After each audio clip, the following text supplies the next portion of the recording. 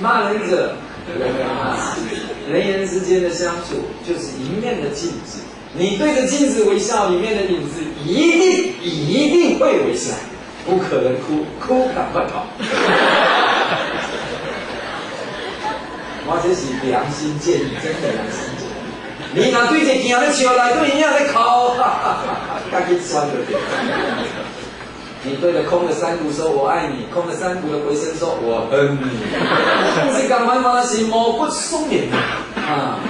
所以的话呢，一样，你要放下一切，放下年纪，放下身份，主动关怀我们的长辈，这是本分。关怀尊重我们的平辈，这是友善；主动关怀尊重我们的晚辈，这是高贵，德高望重；主动尊重关怀所有的人，这是安全。不然你要到死你都不知啊！有时候就是这么一回事。所以要尊重长辈是本分，尊重平辈是友善，尊重晚辈是高贵，尊重所有的人是安全啊！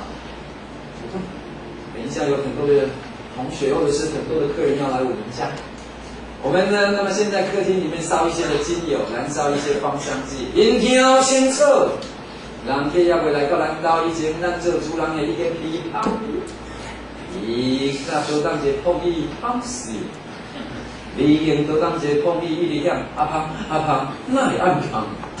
你看我们洒香水，我们烧一些的精油等待着客人，结果没想到客人还没有闻到我们营造出来的香味。咱做主人的一个皮帮你皮甲动不了，这就是你告诉我们自己的学生，你拿着泥巴准备丢别人，让别人的那个遭到侮辱或是羞辱，结果呢，你知道吗？我同学就是对方的衣服还没有被我们弄脏以前，我们的手已经先脏，你何必呢？你何必一定要散布这一些不好的？所以呢，主动的去给他快乐，你自己本身就会快乐。结果快乐的话，身心灵就会健康。所以一天三大孝，医生来问。